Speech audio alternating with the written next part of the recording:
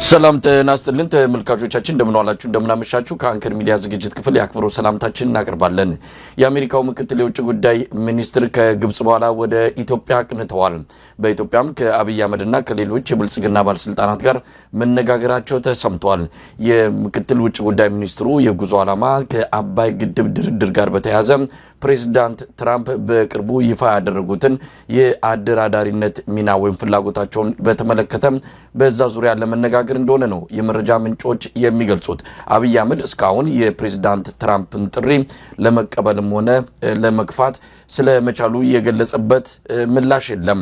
በዚህ ጉዳይ ላይ የተለያዩ አካላት መግለጫ እያወጡ ነው። በሰሜን አሜሪካ የአማራ ማህበር በጉዳዩ ላይ ስጋቱን በመግለጽ ነው መግለጫ ያወጣው። ፕሬዝዳንት ትራምፕ ስለ ህዳሴው ግድብ የጻፉት ደብዳቤ ብሔራዊ ፕሮጀክቶችን ለጠባብ የፖለቲካ ግብ የሚጠቀመው የኦሮሞ ብልጽግና ሀገሪቱን በዲፕሎማሲው ውራ እንዳደረጋት ማሳያ ነው በሚል የአማራ ማህበር በሰሜን አሜሪካ ስጋቱን የገለጸበትን መግለጫ አውጥቷል። ሌሎች ጉዳዮችንም በመግለጫው አንስቷል። ከአማራ ማህበር በሰሜን አሜሪካ የአድቮኬሲ ክፍል ኃላፊ ከሆነ ማንደፍሩ ጋር የምናደርገውን ቆይታ ነው ይዘን የቀረብንላችሁ። እንድትከታተሉን ግብዣችን ነው። መልካም ጊዜ።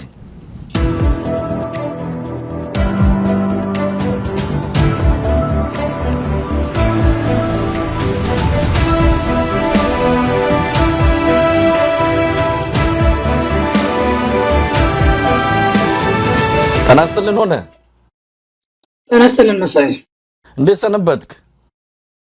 ደህና ነኝ። እንደምን ከራንክ?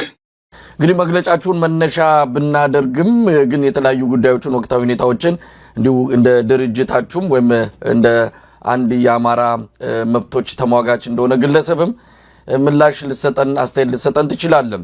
ቀደም ሲል እንደተጠቀስኩት በዚህ በአባይ ግድብ ላይ አዳዲስ ነገሮች እየመጡ ነው። በተለይ ኢትዮጵያን አጣብቂኝ ውስጥ ሊከት የሚችል ጫና ነው ወደ አሜሪካ እየመጣ የሚገኘው። የአሜሪካው የውጭ ጉዳይ ምክትል ሚኒስትር እንደዚህ ወደ አፍሪካ አቅንተዋል። የተለያዩ ሀገራትን ይጎበኛሉ። በአፍሪካው ቀንድ ላይ ግብጽ ደርሰው አሁን አዲስ አበባ ነው የሚገኙት። ጉብኝታቸው በቀጥታ ከተለያዩ ጉዳዮች ጋር የተያያዘ ቢሆንም በዋናነት የፕሬዝዳንት ትራምፕን የቅርብ ጊዜውን አቋም መነሻ በማድረግ የተደረገ ጉዞ እንደሆነ ነው የሚነገረው።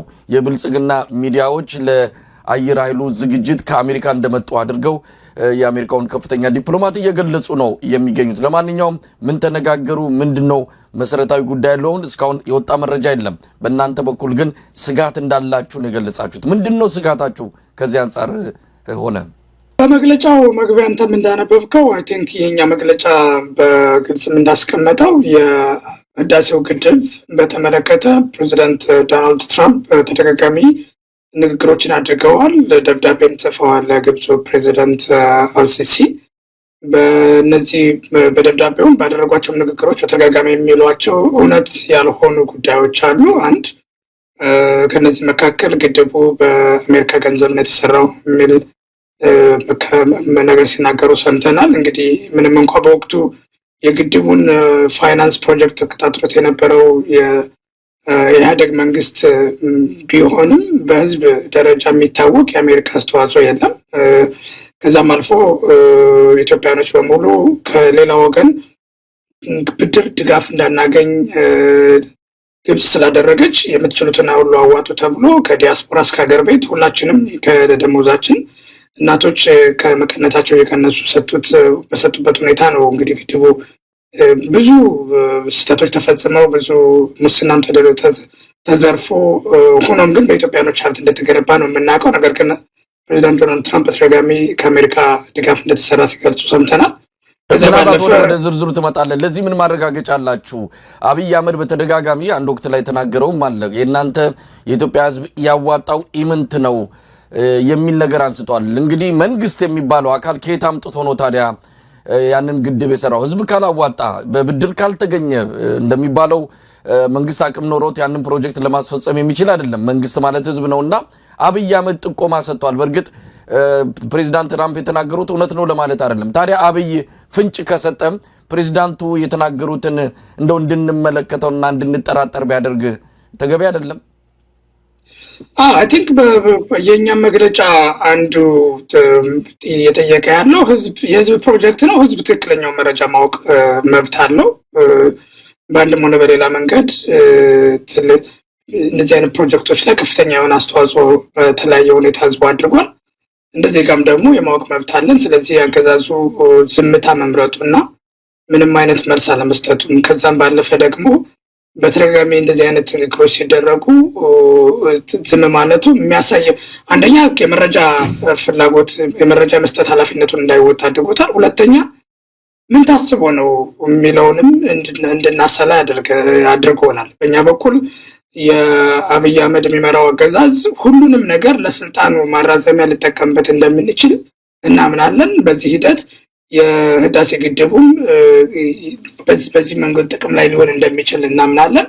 ስለዚህ በጀርባ የሚደረጉ አላስፈላጊ ድርድሮች ወይም ንግግሮች ካሉ ኢትዮጵያኖች ይህን ጉዳይ አውቀው በደንብ እንዲከታተሉና ለትውልድ በርካታ ትውልዶች በተሳተፉበት ሀሳቡን ካመነጩት ቀዳማዊ ኃይለ ሥላሴ ጀምሮ በግንባታ ሂደት የተሳተፉት በርካታ ሰዎች እና በርካታ ትውልዶች የተቀባበሉት ግድብ ነው። ይህ ግድብ ባልተገባ ሁኔታ ለኦሮሞ ብልጽግና የስልጣን ማራዘሚያ በሚሆን ሁኔታ ያልተገባ እና እጅ አሳሪ ስምምነት ውስጥ ኢትዮጵያም እንዳትገባ ድጋፍ ማድረግ ህብረተሰቡ መጠየቅ መቻል አለበት ብለን ስለምናምን ነው ይህንን መግለጫ ያወጣ ነው።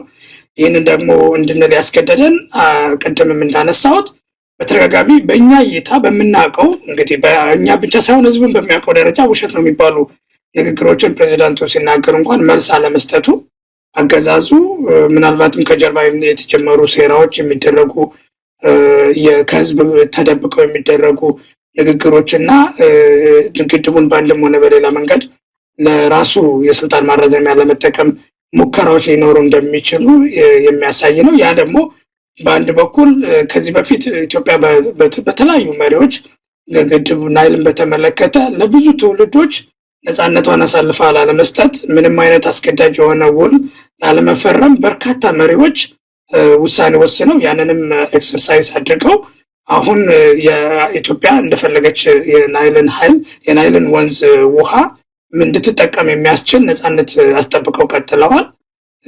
በብዙ ትውልድ የነበረውን የአሳሪ ያልሆነ ስምምነቶችን ላለመፈረም ወደፊቱን ትውልድ የልማት ፍላጎት የሚገድብ በውጭ ኃይሎች ጫና የነፃነትን አሳልፈው የሚሰጥ አይነት ውል ላለመፈረም ያሳዩትን ተጋድሎ ይህኛው አገዛዝ ሰብሮ ይህኛው አገዛዝ ታሪክን ቀይሮ ለራሱ ስልጣን ማራዘሚያ ሊጠቀምበት እንደሚችል ስጋት ስላለ ነው በዋናነት መግለጫውን ያወጣ ነው። ከዚህ አንጻር ሁሉም ኢትዮጵያኖች ምንድነው እየተደረገ ያለው ብለው እንዲጠይቁና አገዛዙን መልስ እንዲሰጥበት ግፊት እንዲያደርጉ ታስቦ ነው መግለጫውን ያወጣ ነው በአንድ በኩል።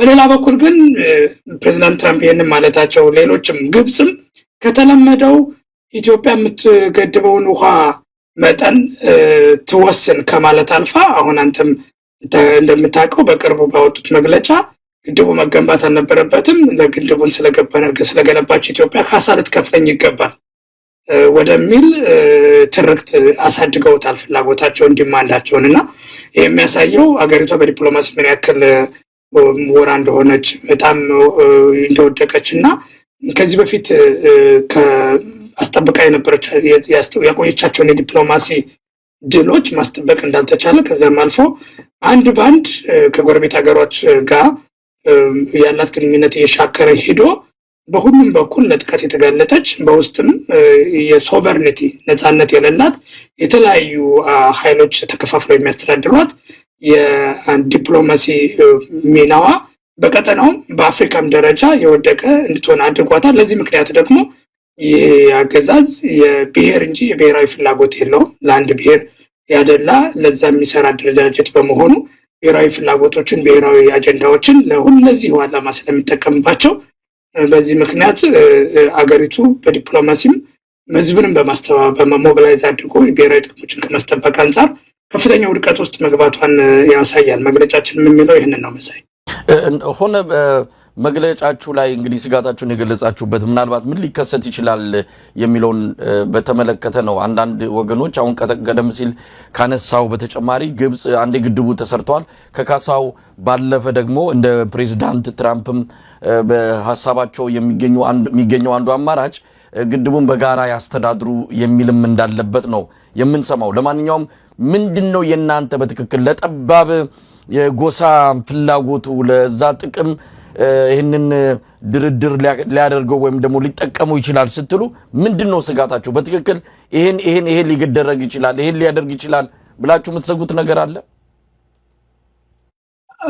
አይ ቲንክ አንደኛው ነገር እንዳልነው ያው ኢትዮጵያ ይሄንን ግድብ ገንብታለች ማስተዳደር ጀምራለች ይሄንን አስቀጥሎ በነፃነት ግድቡን መጠቀም ያስፈልጋል ከዚህ አንፃር አንተም እንዳነሳው ግብጽ ፍላጎቷን ከፍ አድርጋለች ከዚህ በፊት ውሃ መጠኑ ይወሰን ግድቡ የሚያመነጨውን ኃይል እና እየተጠቀመው ያለውን የውሃ መጠን በመረጃ ከኢትዮጵያ ለግብጽ ልታካፍለኝ ይገባል ከዛም አልፎ አንዳንዴም ማስተዳደሩን እኔ ላስተዳድረው ይገባል ወደ ማለት ሄዳ ነበር አሁን ከዛም አልፎ ግድቡን ሙሉ በሙሉ መገንባት አልነበረባትም ካሳ ሊከፈለኝ ይገባል በእያንዳንዱ በጥቅም ላይ በሚታው ግድብ ውስጥ በሚገባው ውሃ ተሰልቶ ካሳ ሊከፈለኝ ይገባል ወደሚል አሳድገዋለች ይሄንን ግብጽ ያደረገችው በአንድ በኩል አገር ውስጥ ያለውን ሁኔታ በማየትና የአብይ አገዛዝ በዲፕሎማሲ ምን ያክል ይወደቅ እንደሆነና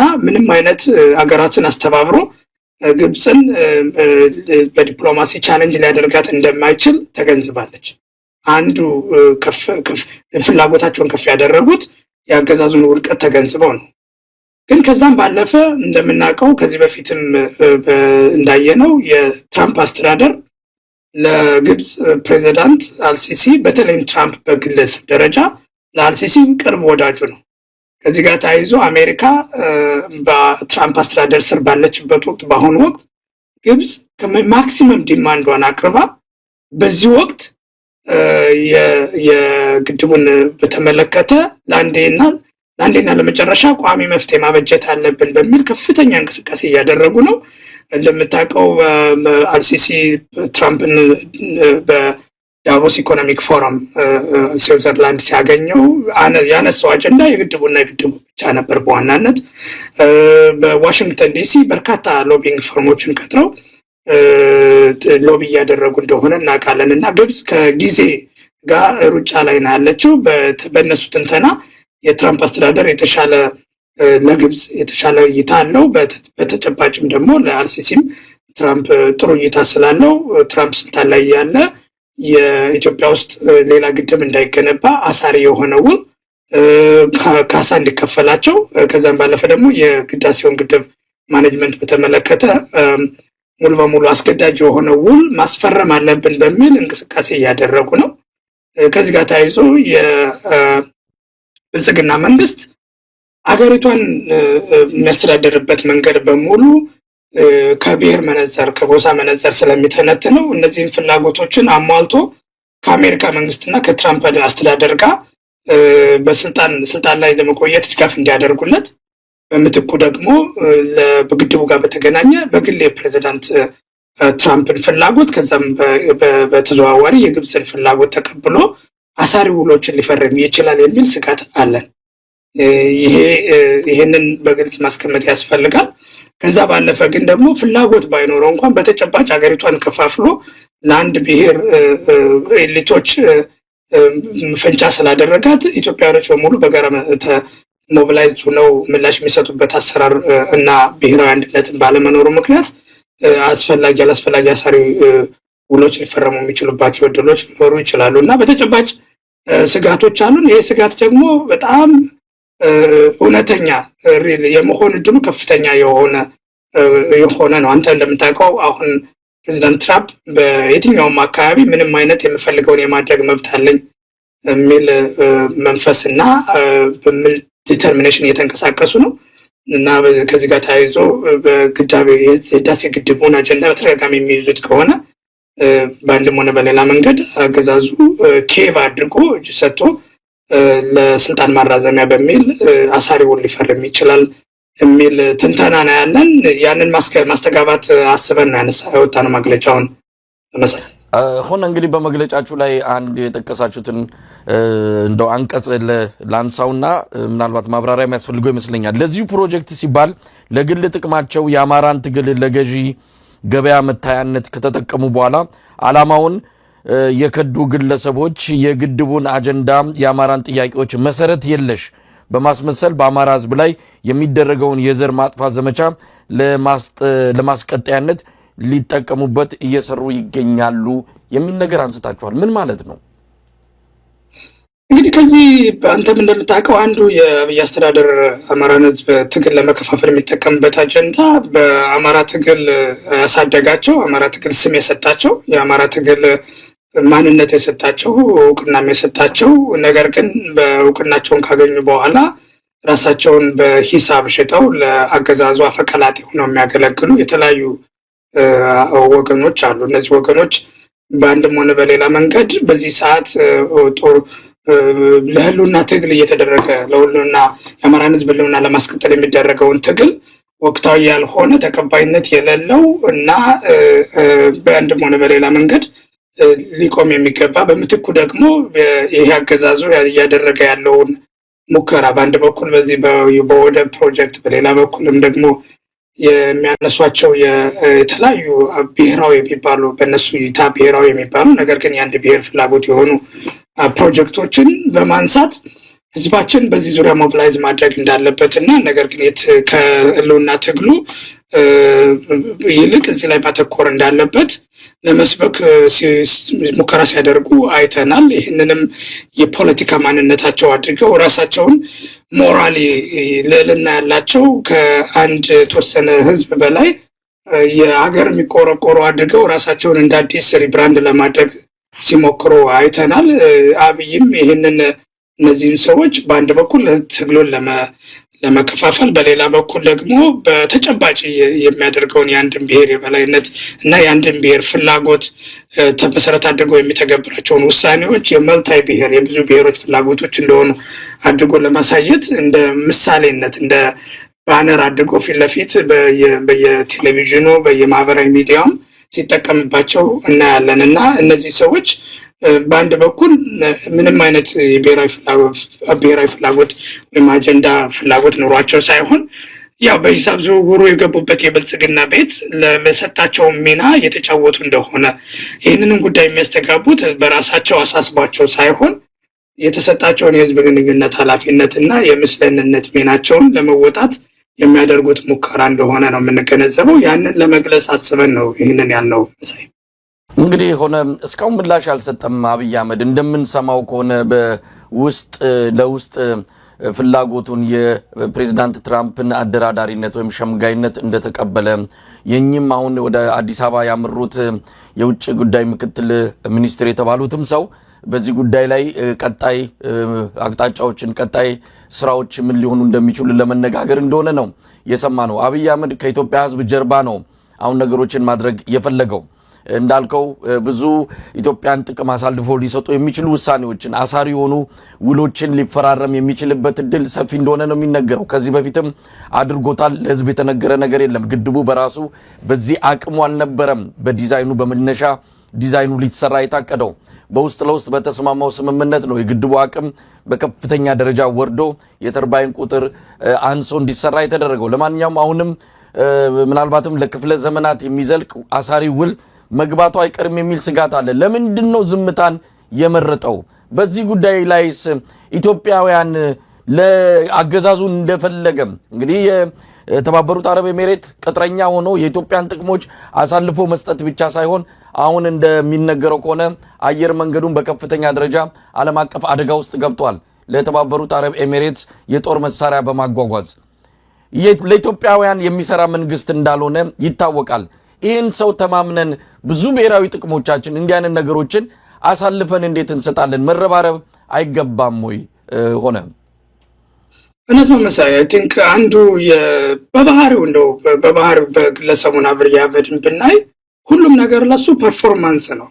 ሁሉም ነገር በዚህ ወቅት ምን ብል የተሻለ ይጠቅመኛል ነው እንጂ የሚያምንበት አመኔታ ኖሮት ኢንቴግሪቲ የሚባል የለውም። በግለሰብ ደረጃ ይሄ ቃል ተናግሮ ቃሉን የሚከተል በቃሉ አምኖ ውሳኔዎችን የሚወስን ሰው አይነት አይደለም። ተለዋዋጭ ተቀያያሪ ሰዎችን ማታለል እና ሰዎችን ማሞኘትን እንደ ትልቅ የፖለቲካ ጥበብ የሚከተል ሰው ነው እና አሁንም ዝምታውም ከዚህ ጋር የተገናኘ ነው። የኢትዮጵያኖች ምንም እንዳይሉት፣ ምንም እንዳይጠይቁ፣ ምንም አጀንዳው የተደበቀ በሆነ ቁጥር ለሱ ለሚያደርገው ከጀርባ ለሚያደርገው መደራደር ቦታ እና ስፔስ ይሰጠዋል። ለዛ ነው ዝምታው የተመረጠው እንጂ በተጨባጭ የምናውቀው በአንድም ሆነ በሌላ መንገድ ከአሜሪካ መንግስትም ጋር ውይይቶችን ያደርጋሉ፣ ግንኙነቶችን ያደርጋሉ። ምን እያለ እንደሆነ ምን እንዳሰበ ግን ለኢትዮጵያኖቹ መግለጽ በአንድም ሆነ በሌላ መንገድ እሱ ላይ ጫናን ስለሚጨምርበት ያንን ጫና ለመቀነስ ነው ዝምታው። ሊያደርግ ያሰበው ምን ሊሆን ይችላል የሚለውን በተመለከተ አንተም እንደምታውቀው በአብይ አስተዳደር ኢትዮጵያ በአፍሪካኖች የምትከበር ሀገር ከመሆን አልፋ በኢትዮጵያኖች ይሁን በአፍሪካኖች ራሱ የመሳቂያ ሀገር፣ በግለሰብ ደረጃ ሰውየው የሚያደርጋቸው እርምጃዎች ተቋማዊ አሰራሮችን በሙሉ ጥሶ አሁን የውጭ ጉዳይ ሚኒስቴር የሚባለው ሙሉ በሙሉ ሽባ የሆነ እንደ ሀገር አስቦ ተጠንቶ በእያንዳንዱ ሀገር ጋር የሚኖረን ግንኙነት ምን መሆን አለበት በሚል ተተንትኖ ስራ የሚሰራበት ሳይሆን አብይ አህመድ ዛሬ ከማን ጋር ኮል አደረገ፣ ማንን ጓደኛው አደረገ፣ ያንን ተከትለን ሀገሪቷን ለማን ታዛዥ ትሁን በሚል በየጊዜው ተለዋዋጭ የሆኑ አቋሞችን እየወሰደ በየጊዜው ተለዋዋጭ የሆኑ ፖሊሲዎችን እየተገበሩ ሁሉንም ሀገሪቱ ህዝቡንም ጎረቤት ሀገሮችንም ዓለምንም ጭምር ግራ የሚያጋባ ስርዓት ነው ያለው። ከዚህ ጋር ተያይዞ አይ ቲንክ ዋናው ምን ስፔሲፊካሊ ምን እርምጃዎችን ሊወስድ ይችላል የሚለውን ባናቅም አንድ ነገር ግን እርግጠኛ ነን። አልቲሜትሊ ነገሮች ጠበቅ ሲሉ ነገሮች አጣብቂኝ ውስጥ ከገባ አብይ አህመድ ሁሌም እንደሚያደርገው የራሱን ስልጣን የሚያራዝምለትን ምርጫ ይመርጣል። ይህንን አይተነዋል። ገና ይሄ ኢህአዴግ በስልጣን ላይ በነበረበት ዘመን ጨምሮ በሱሪያው የነበሩ ሰዎችን በሙሉ ለሱ ስልጣን ከተጠቀመባቸው በኋላ እነሱን ማጥፋት ለስልጣኑ እንደሚጠቅመው ከተገነዘበ ያንን ሲያደርግ አይተናል። ከዛም በኋላ ከትነጋም ጦርነት ውስጥ ገብቶ ትነግን ጦርነት ካሸነፈው በኋላ ምናልባትም ለስልጣን ይጠቅመኛል ብሎ ሲያስብ ፕሪቶሪያ ሄዶ እንደገና ሴቭ እንዳደረገው አይተናል። ከዛም በኋላ በተደጋጋሚ እንደዚህ አይነት ተመሳሳይ ውሳኔዎችን ሲወስን አይተናል እና ስፔሲፊካሊ ምን አይነት ውሳኔ ሊወስን ይችላል፣ ምን አይነት አውትካም ሊመጣ ይችላል የሚለው የሚወሰነው በአብይ ሳይሆን በትራምፕ እና በግብጾች በሚያረጉት እና በሚፈልጉት ደረጃ ልክ እንደሆነ እናምናለን።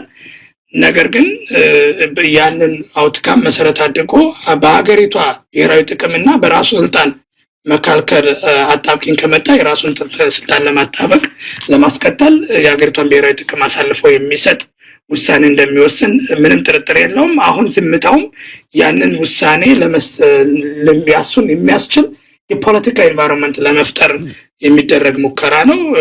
ታስቦበት ነው ዝም የተባለው ብለን ነው የምናስበው።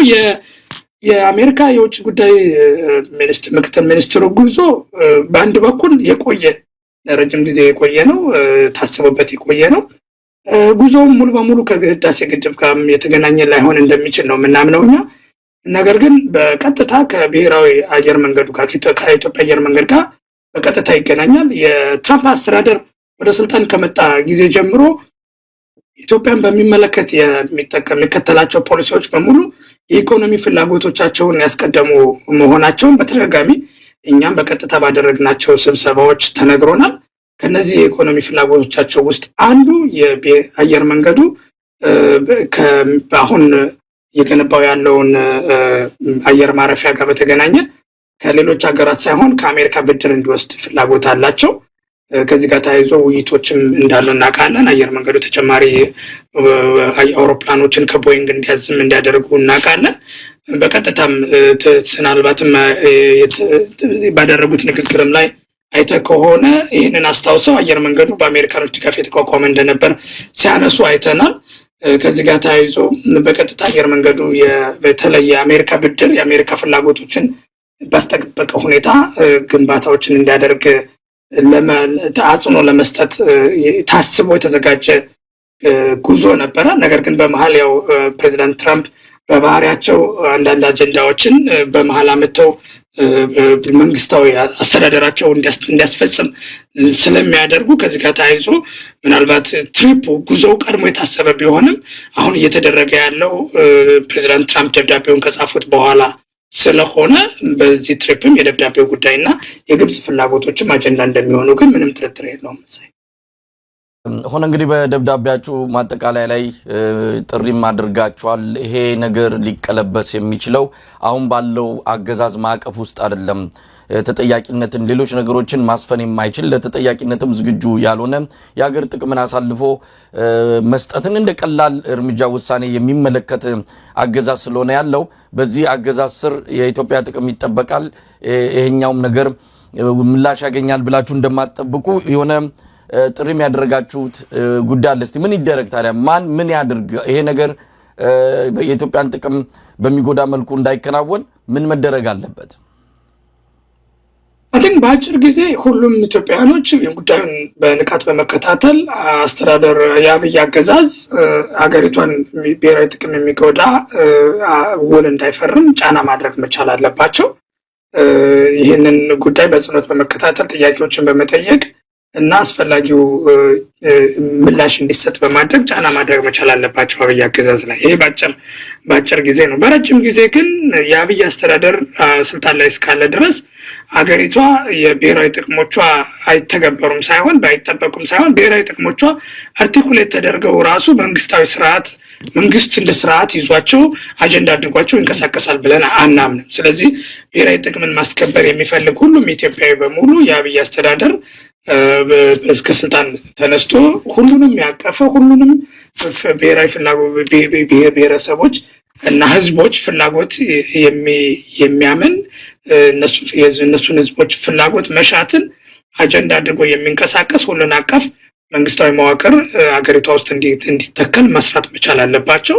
ይህንን ለማድረግ እየተደረጉ ያሉ ተጋድሎችን እየተደረጉ ያሉ አገዛዙን ወደ መንግስታዊ ስርዓት ወደ ዲሞክራሲያዊ ሽግግር የሚያመጣ አይነት ስርዓት ለመተካት የሚደረገውን ትግል መደገፍ መቻል አለባቸው ብዬ አስባለሁ። በቋሚነት ጠባብ ብሔር ፍላጎትን ይዘው የሚቆሙ የሚንቀሳቀሱ እና ህዝባዊ ውክልና የሌላቸው አገዛዞች በሙሉ በቋሚነትና በቀጣይነት የአንድን ሀገር ብሔራዊ ፍላጎት ሊያስከብሩ አይችሉም። ከዚህ አንጻር የአብይ አገዛዝ ስልጣን ላይ እስካለ ድረስ የሚከበር በቋሚነት የሚከበር ብሔራዊ አጀንዳ ወይም ብሔራዊ ፍላጎት አለ ብለን አናስብም።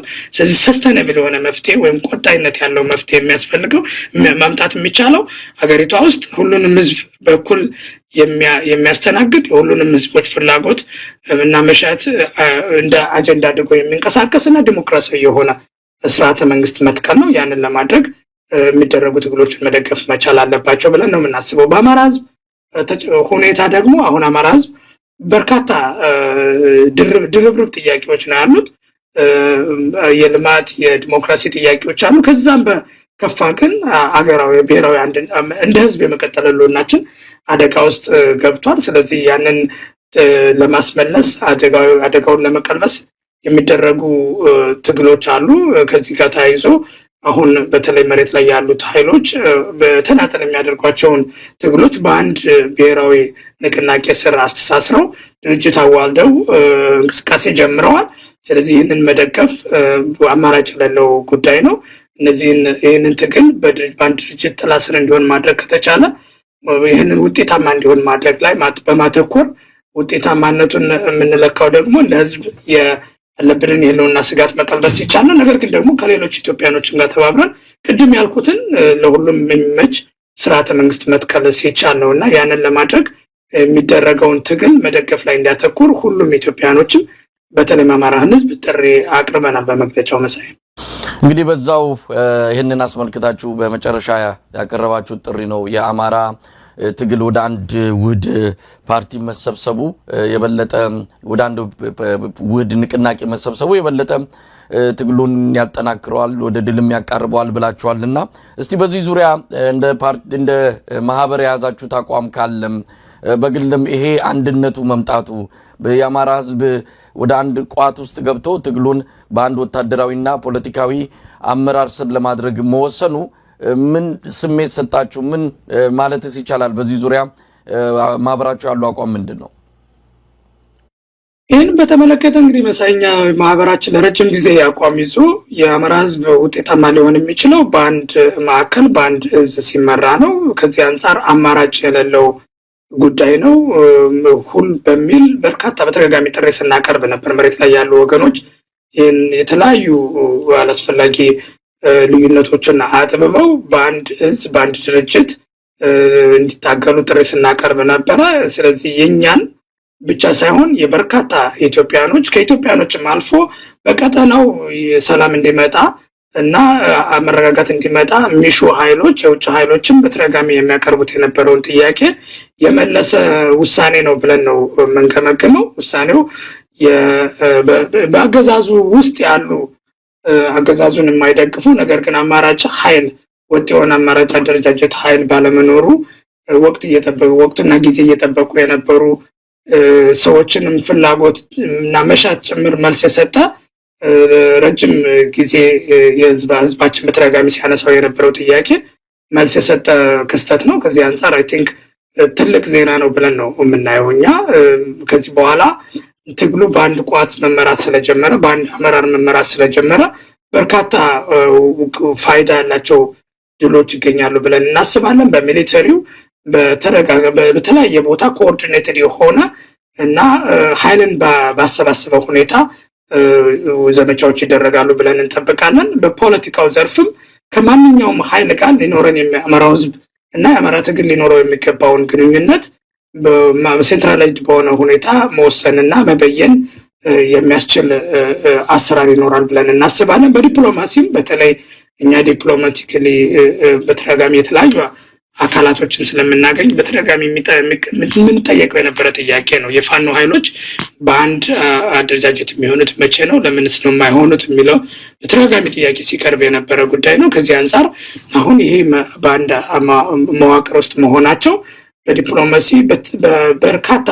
ኃይሎች ከፋኖ ጋር ዲፕሎማቲያዊ ግንኙነት ለመመስረት ከነሱ ጋር የሚኖራቸውን ግንኙነት ለመበየን እና ያንን ተከትሎም ያለ ድጋፍ ለማድረግ የሚፈልጉ ኃይሎች የሚጠይቁ ጥያቄ ስለነበረ በዲፕሎማሲውም ዘርፍ ከአሁን በኋላ በርካታ የውጭ ኃይሎች ከፋኖ ጋር ግንኙነት አድርገው ግንኙነታቸውን ተርጉመው በይነው ድጋፍ የሚያደርጉበት እድል ይኖራል ብለን ነው የምናስበው እና ከዚህ አንጻር በርካታ ድርብርብ ድሎችን የሚያመጣ የእኛን ድርጅት የበርካታ ሌሎች መሰል ድርጅቶችንም ጥያቄ እና ከዛም አልፎ የአማራውና የኢትዮጵያኖች ከዛም አልፎ የቀጠናው ህዝቦች ሲጠይቁት የነበረውን ጥያቄ መልስ የሰጠ ክስተት ነው ብለን ነው የምናየው መሳይ። ሆነ እንግዲህ ሌሎች ጉዳዮችንም ከዚሁ ከአማራ ትግል ጋር በተያያዘ እናንሳ። እንግዲህ አገዛዙ የፖለቲካ መፍትሄ ለመስጠት እንዳልፈለገ በተደጋጋሚ ያሳይቷል። ሌላው ቀርቶ የራሱ ወታደራዊ ጄኔራሎች በአደባባይ ጭምር ፖለቲካዊ መፍትሄ ፈልጉ መገዳደል ሆነ እርስ በርስ ስለዚህ ፖለቲካዊ መፍትሄ እናንተ ፖለቲከኞች ስጡ ብሎ በአደባባይ የተናገሩ አንድ ጄኔራል አሁን ድምጻቸው ለምን እንደጠፋ አናቅም። ሌሎችም ተናግሯል። አገዛዙ ፖለቲካዊ መፍትሄ የሚፈልግ አይደለም፣ በወታደራዊ ጡንቻ ገፋበታለሁ አለ። ያው የደረሰበትን የገጠመውን ኪሳራ ያውቀዋል። ሌሎችንም ነገሮች እየተጠቀመ ነው። ከመሃላቸው የሆኑ ሰዎችን በማስከዳት ወዶ ገቦችን በማስጠጋት ጥያቄውን አዳፍናለሁ፣ የአማራ ህዝብ የተነሳውን የፋኖ የጀመረውን ትግል አዳክማለሁ የሚል በሌላ አቅጣጫ በጣም ጥሩ ባልሆነ ለማንም በማይበጅ መልኩ እንዲህ አይነት አማራጮችን እየተጠቀመ ይገኛል። እስቲ ከዚህ አንጻር ምን ማለት ይቻላል? እነዚህ የተወሰኑ አካላት ትግሉን አንፈልግም ብለው ስለገቡ የአማራ ህዝብ ጥያቄ ይሞታል፣ ይዳከማል፣ ፋኖም ጓዙን ጠቅልሎ ወደ ቤቱ ይገባል የሚል ግምት ያላቸው ብልጽግና ሰዎች አሁንም በዚህ ገፍተውበታል። ምን ማለት ይቻላል? ወላቲክ አንዱ የብልጽግና እና አብይ አስተዳደር ተደጋጋሚ የሚያደርጋቸው መገለጫው ነገር ምንድነው? የሁኔታ ትንተና ላይ ተደጋጋሚ ስህተቶችን ይፈጽማል። መጀመሪያ ከትነጋ በተገናኘ ትንተናቸው ስህተት ነበረ፣ ያ ወደ ጦርነት ወስዷል።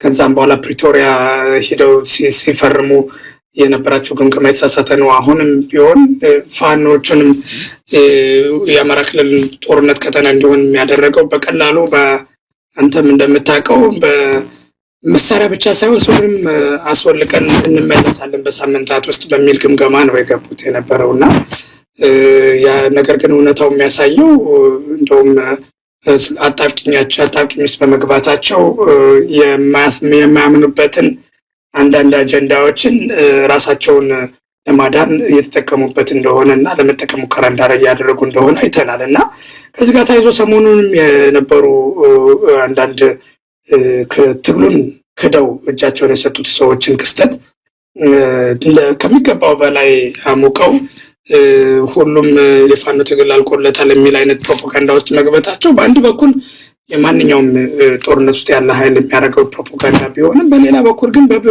በብልጽግና በኩል ግን እና በዙሪያው ያሉ ወደገቦችም እንደተባለው የሚያምኑት የተደጋጋሚ የሚያደርጉት የሁኔታ ትንተና ስህተት መገለጫ አድርጌ ነው የምወስደው። ይህም የገቡትን ሰዎች ባህሪ ስታይ አንዳንዶቹ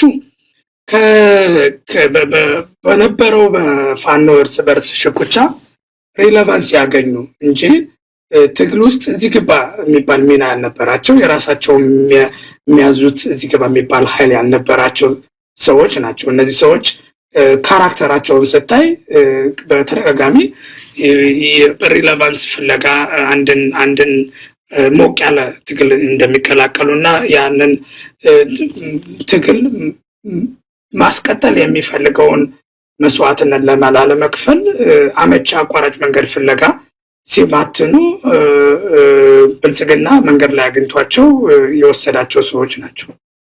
ከዚህ አንጻር በእነዚህ የገቡ ሰዎች የባህሪ ክፍተት ያለባቸው በውስጥ በተፈጠሩ ስህተቶች ሬሌቫንስ ያገኙና ለታይታ ሲባል መጥተው የነበሩ አሁን ታይታው ሲጠፋ ተመልሰው የገቡ ናቸው።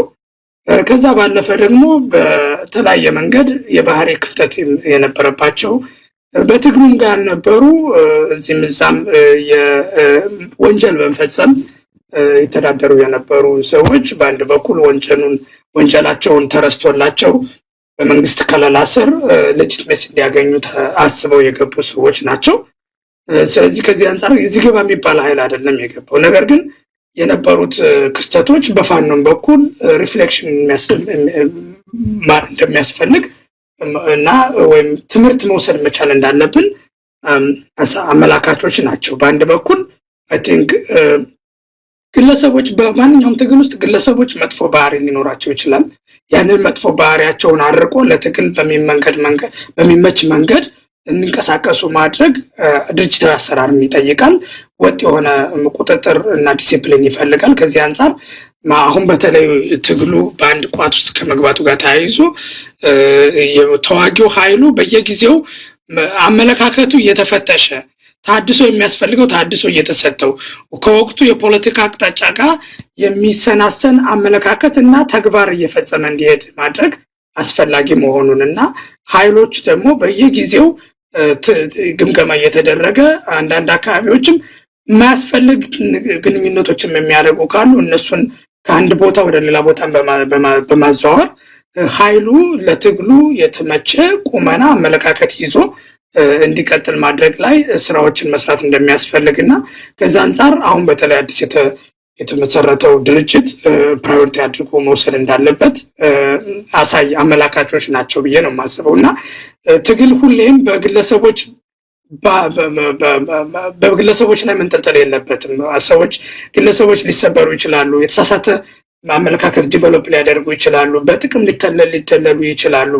እነዚህን ነገሮች ፕሮአክቲቭሊ መከላከልና ድርጅቱ ሁሌም ተዋጊ ኃይሉ በእንደዚህ አይነት ሙከራዎች እንዳይጠለፍ ማድረግ ላይ መስራት እንዳለበት አመላካች ነው ብዬ ነው የማስበው። ነገር ግን የገቡት ሰዎች በባህሪ ችግር የነበረባቸው በትግል መንገድ ላይ ደክሟቸው ከለላ ሊሰጣቸው የሚችል ኃይል እያማተሩ በነበረው ወቅት መንገድ ላይ ብልጽግና አግኝቶ የጠለፋቸው ኃይሎች ናቸው ብዬ ነው የማስበው። ከዚህ አንጻር የፋኖ ትግል የህዝብ ትግል ነው። የፋኖ ትግል የአንድ ግለሰብ ትግል አይደለም። ህዝባዊ እምቢተኝነት ነው። ሁሉም ህዝብ ህልውናው አደጋ ውስጥ ስለገባ እኖራለሁ በህይወት መኖር መቻል አለብኝ ብሎ የጀመረው ትግል ነው እንጂ አንድ ሰው ስላቆመው ወይም አንድ ሰው ሐሳቡን ስለቀየረ የሚቆም ትግል አይደለም። ምክንያቱም ለመኖር ብለን የጀመርነው ትግል ነው። ለመኖር ስንል ሁሌም ትግል እናደርጋለን። የሚቆም ትግል አይደለም። አገዛዙ ደግሞ ይህንን ተገንዝቦ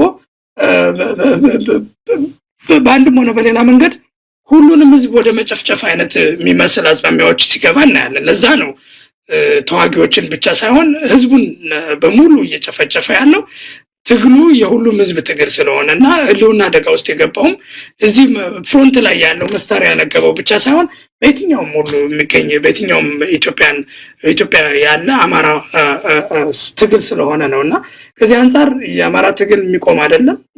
እንደማይቆመውም ደግሞ የህልውና ትግል ስለሆነና ህልውናችን አደጋ ውስጥ ስለገባ ነውና ለዛም ነው በድርጅት በአንድ ድርጅት ሳይታቀፍ እንኳን ከፍተኛ ድል ያስመዘገበው ሁሉም ለራስ ህልውና ብሎ እና ደግሞ የአማራ ህዝብ ህልውና ያሳስበናል ብሎ የሚያምኑ ኃይሎች የሚደግፉት ትግል ስለሆነ ነው ውጤታማ የነበረው። አሁን ደግሞ በአንድ ድርጅት ሲሰባሰብ ከዚህ በፊትም ከነበረው የተሻለ ውጤት የሚያመጣበት የተሻለ አቅም አጎልብቶ ካገዛዙም ኃይልን ነጥሎ ከቀጠናውም ድጋፍ ሊደግፉ የሚችሉ ኃይሎችን አምጥቶ የተሻለ ድል የሚያስመዘግብበት ደረጃ ነው እንጂ የሚቆምበት ደረጃ ላይ አይደለም የምንገኘውና ከዚህ አንፃር አሁን የወቅታዊ የትግሉ ትንተና ወይም የፋኖ ትግል እንቅስቃሴ ወቅታዊ ቁመናው ከመቼውም ጊዜ ለድል የተነሳሳበት ለተሻለ ውጤት የተመቻቸበት እንጂ የሚቆምበት ሁኔታ ላይ አይደለም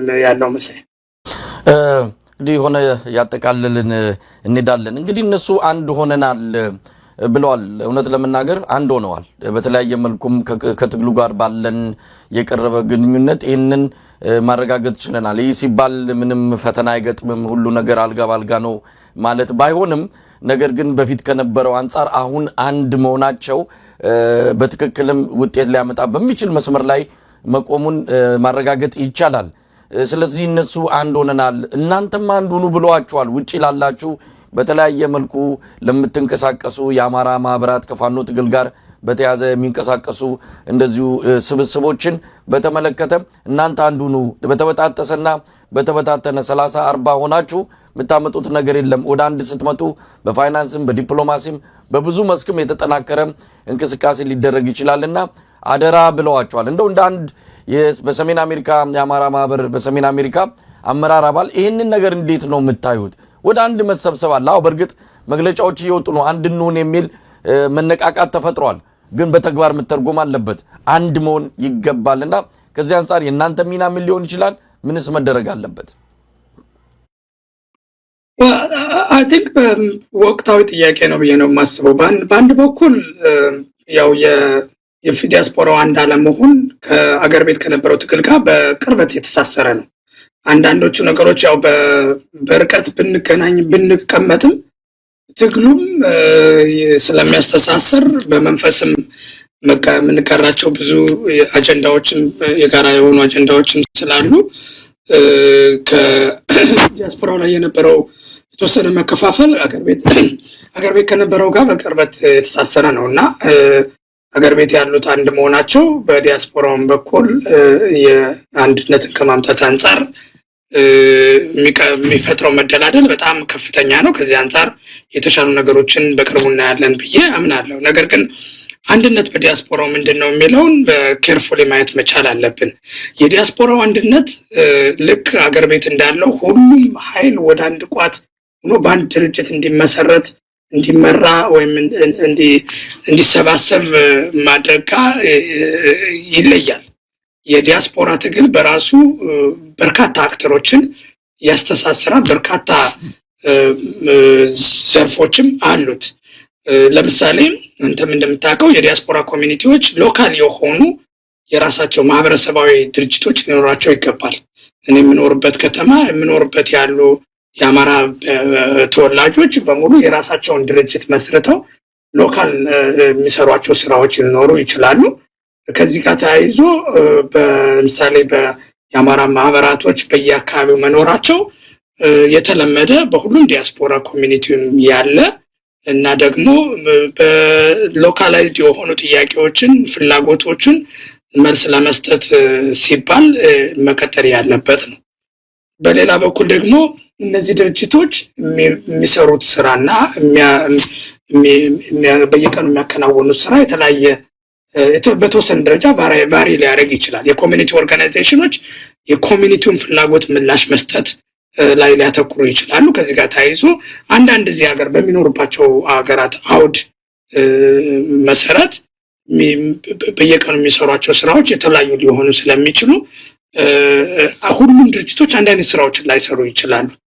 ነገር ግን ከትግሉ ጋር በተገናኘ ግን ሁሉም ድርጅቶች በአንድ አመለካከት፣ በአንድ ብያኔ፣ በአንድ አቅጣጫ መንቀሳቀስ መቻል አለባቸው። ያንን ሊያስችል የሚችል የሚያስተሳስራቸው አምበረላ ድርጅት ያስፈልጋል። ከዚህ ጋር ተያይዞ ከዚህ በፊት ሙከራዎች ነበሩ። በዓለም አቀፍ ደረጃም ሙከራዎች ነበሩ። በአሜሪካ ደረጃ ብንወስድ ፌዴሬሽን ኦፍ አማራስ ኢን ኖርዝ አሜሪካ በሚል ፋና በሚል ድርጅት መስርተን እንንቀሳቀሳለን። እዛ ውስጥ በአሁኑ ወቅት 14 የአማራ ማህበራቶች በዛ ድርጅት ውስጥ ይንቀሳቀሳሉ። እነዚህ ድርጅቶች የሚሰሯቸው ስራዎች ከትግሉ አንጻር አቅጣጫዎችን መስጠት፣ የሚሰሩ ስራዎች ተደራራቢ እንዳይሆኑ፣ ድግግሞች እንዳይኖሩ፣ የምንሰራቸው ስራዎች እርስ በርስ የሚመጋገቡ እንዲሆኑ ከማድረግ አንጻር እነዚህ የፌዴሬሽን እና በዓለም አቀፍ ደረጃ ያሉ ስብስቦች ሚናቸው መጉላት መቻል አለባቸው። ማህበራቶች በሎካል ያሉ ማህበራቶች የሚሰሯቸው ስራዎች በተለይ መሬት ላይ ካሉ ኃይሎች ጋር የሚያደርጓቸው ግንኙነቶች በእነዚህ በኩል ቢያልፉ የተሻለ መናበብ የተሻለ መመጋገብ ይኖራል። ስለዚህ አንድነትን እኔ ዲያስፖራ አንድነትን መመዝነው እነዚህ በሎካል ያሉ ማህበራቶች በዲያስፖራ ካሉ ፌዴሬሽኖች ጋር በቅርበት በመስራት እነዚህ ፌዴሬሽኖች ደግሞ መሬት ላይ ካሉት ኃይሎች ጋር የሚያደርጓቸውን ግንኙነቶች መሰረት አድርገው የሚሰጡ አቅጣጫዎችን የሚሰጡ የስራ ክፍፍሎችን መሰረት አድርገው በአንድ እነዚህ ስራ ክፍፍሎች ወደ ታች የሚወርዱበትን አሰራር መዘርጋት መቻል አለብን ብዬ ነው የማስበው እና ከዚህ አንጻር የነበሩ አላስፈላጊ መጓተቶች በሙሉ ቆመው ወደ አንድ በእነዚህ በፌዴሬሽን ደረጃ እና በሌሎች መሰል ጠናፊ ድርጅቶች ደረጃ የሚሰሩ ስራዎች ጎልተው መውጣት መቻል አለባቸው ብዬ አስባለሁኝ። ይህንን ለማድረግ አንደኛ ከሮተሪክ አንጻር ከአሰራር አንጻር መሬት ላይ ያሉ ኃይሎች ግለሰቦችን ከማጉላት ተቋማቶችን ማጉላት ላይ ማተኮር መቻል አለባቸው። አንዱ ክፍተት የነበረው ባለፉት 2 ዓመታት በትግሉ ዙሪያ ለረጅም ዓመታት ሲሰሩ የነበሩ ማህበራቶችን ወይ ሌሎች አደረጃጀቶችን ባገለለው ሁኔታ የተወሰኑ ግለሰቦችን አንዴ የኔ ፋኖ ቡድን ደጋፊ ተወካይ በሚል ወደፊት በማምጣት እነዚህ አደረጃጀቶች ከነዚህ ግለሰቦች ጋር አላስፈላጊ የሰጣ ገባ ውስጥ እንዲገቡ ማስፈልግ ጉዳይ ላይ ጊዜያቸውን፣ ጉልበታቸውን፣ ገንዘባቸውን እንዲያወጡ የተገደዱበት ሁኔታ ነበር። አሁን ያንን ለማስቀረት መሬት ላይ ያሉት ኃይሎች በቋሚነት ትግል ቀጣይነት ያለው ስራ ይፈልጋል። ቀጣይነት ያለው ስራ ሊሰራ የሚችለው ደግሞ በድርጅት ነው። ግለሰቦች ተሰባሪ ናቸው። ግለሰቦች ሀሳባቸውን ሊቀይሩ ይችላሉ። ግለሰቦች ኢምፖርታንት ሚና አላቸው። ነገር ግን ሚናቸው የሚያደርጉት አስተዋጽኦ በሙሉ በድርጅት መታቀፍ መቻል አለባቸው። ስለዚህ ከዚህ በኋላ መሬት ላይ ያሉ ኃይሎችን በሙሉ ድርጅት ማዕከል ያደረገ ስራ በዲያስፖራው አዳዲስ ለነሱ የሚመች አደረጃጀት መፍጠር ሊኖርባቸው ይችላል።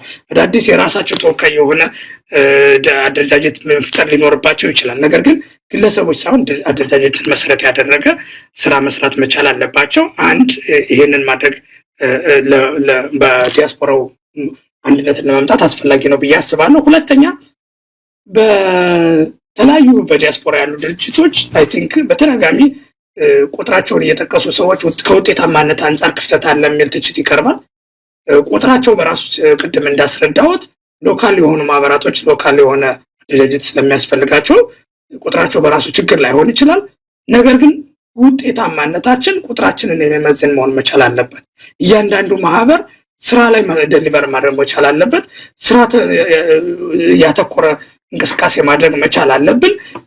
ከስም ባለፈ በተጨባጭ ውጤታማ ስራ መስራት መቻል አለብን። ከዚህ አንጻር የዲያስፖራ ማህበራቶች ውጤታማ እና ሌሎች አደረጃጀቶች ውጤታማ ስራን መስራት ላይ ያተኮረ አካሄድ መከተል መቻል አለባቸው። ለውጤትን ለማምጣት የሚችል አሰራርን በሙሉ መከተል መቻል አለባቸው እና ይህንን እንደ ክፍተተኛ ገምግመነዋል። ውጤት ላይ ማተኮር መቻል አለባቸው። አደረጃጀቶች ውጤታማነታቸውን ከፍ ማድረግ መቻል አለባቸው። ውጤታማ በሆኑ ቁጥር አንድነትን ለማምጣት ቀላል ያደርገዋል ብዬ አስባለሁ። ስለዚህ አንዱ ነገር አደረጃጀቶች በዲያስፖራ ያሉት ለስማችን we have to live to our names ደሊቨር ማድረግ መቻል አለብን። ህዝባችን የሚጠብቀውን ውጤታማ የሆነ አሰራር መዘርጋት መቻል አለብን። ከሰብአዊ እርዳታ እስከ ዲፕሎማሲ እስከ ሎቢንግ በርካታ ድጋፎችን ይጠይቃል ህዝባችን። ያንን በተመለከተ የሚጠበቅብን ሚና ለመወጣት ውጤትን ደሊቨር ማድረግ መቻል አለብን ብዬ አስባለሁ።